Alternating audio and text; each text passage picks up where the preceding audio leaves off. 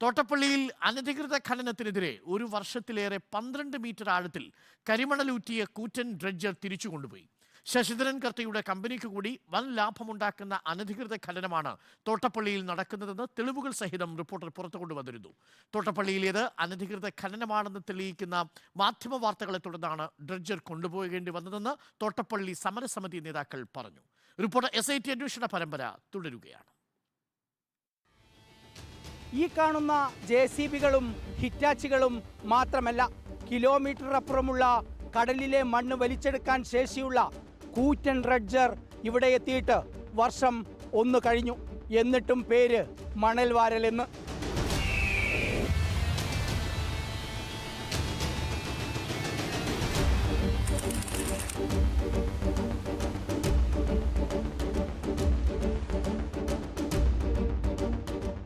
കരിമണൽ കള്ളക്കോടീശ്വരൻ എന്ന reporter SIT അന്വേഷണ പരമ്പരയിൽ മൂന്നാമതായി ഫെബ്രുവരി 15 സംപ്രേഷണം ചെയ്ത വാർത്തയാണിത്. തോട്ടപ്പള്ളിയിലേത് പ്രളയജലം ഒഴുക്കിവിടാനുള്ള മണൽവാരലല്ലെന്നും ശശിധരൻ കർത്തയുടെ CMRLന് കൂടി ലാഭമുണ്ടാക്കാനുള്ള അനധികൃത കരിമണൽ ഖനനമാണെന്നും രേഖകൾ സഹിതം റിപ്പോർട്ടർ പുറത്തു കൊണ്ടുവന്നിരുന്നു. 300 മീറ്റർ വീതിയിലും 600 മീറ്റർ നീളത്തിലും 3 മീറ്റർ ആഴത്തിലും 3 മാസം കൊണ്ട് മണൽ നീക്കാനെടുത്ത തീരുമാനമാണ് 4 വർഷമായും തുടർന്നത്.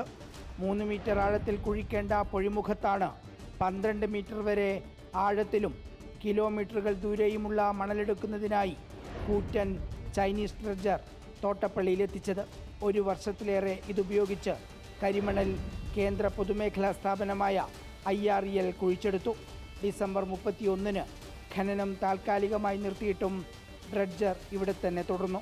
റിപ്പോർട്ടർ SIT അന്വേഷണ പരമ്പരയിലൂടെ അനധികൃത നീക്കങ്ങൾ ഒന്നൊന്നായി പുറത്തു വന്നതോടെയാണ് ഡ്രഡ്ജർ എടുത്തുകൊണ്ടുപോകാനുള്ള തീരുമാനം IREL എടുത്തത്. റിപ്പോർട്ടർ ചാനലിൻ്റെ ഇൻവെസ്റ്റിഗേഷൻ ഒക്കെ ഇതിന് വളരെയധികം സഹായിച്ചിട്ടുണ്ട്. ഈ വാർത്തകൾ വന്നപ്പോൾ ഇവിടെ ഖനനം നടക്കുകയാണ് എന്ന് ഏതാണ്ട് ബോധ്യമായി. മണൽ മാറ്റലല്ല ഇവിടെ നടന്നത്, ശരിക്കും മൈനിങ് ആണ്. Reporter TV Prasad, team investigation, in reporter, Kochi. TV Prasad നമുക്കിപ്പം ചേരുന്നു. TV Prasad, very good morning. ഇന്നിപ്പോൾ ആ ഡ്രഡ്ജർ കൂടി കൊണ്ടുപോയിരിക്കുന്നു. നമ്മൾ തുടർച്ചയായിട്ട് ആ വാർത്ത നൽകിയിരുന്നു. ആ വാർത്തയെ തുടർന്നു കൂടിയാണ് ഈ ഡ്രഡ്ജർ അതിവേഗം നീക്കാനുള്ള തീരുമാനമായത്. യഥാർത്ഥത്തിൽ മാസങ്ങൾക്ക് മുമ്പേ തന്നെ ഈ മണലെടുപ്പ് നിർത്തുന്നതോടുകൂടി കൊണ്ടുപോകേണ്ടതാണ്. പക്ഷേ ആ ഡ്രഡ്ജർ അവിടെ ഇട്ടിരുന്നു. അപ്പോൾ എന്തെങ്കിലും സാധ്യതകൾ മുന്നിൽ കണ്ടുകൊണ്ടുള്ളതാവാം ഒരുപക്ഷെ ഈ ഡ്രഡ്ജർ നീക്കാനുള്ള നടപടി വൈകിപ്പിച്ചതെന്നാണ് നമ്മൾ മനസ്സിലാക്കുന്നത്. നമ്മളടക്കം ഈ തുടർച്ചയായ വാർത്തകൾ നൽകുന്ന സാഹചര്യത്തിലാണ് നമ്മുടെ അന്വേഷണ പരമ്പരയടക്കം ഈ ഡ്രഡ്ജർ മാറ്റാൻ ഒരു കാരണമായിട്ടുണ്ടാവാം, അല്ലേ? അതെ Arun, good morning. Good morning.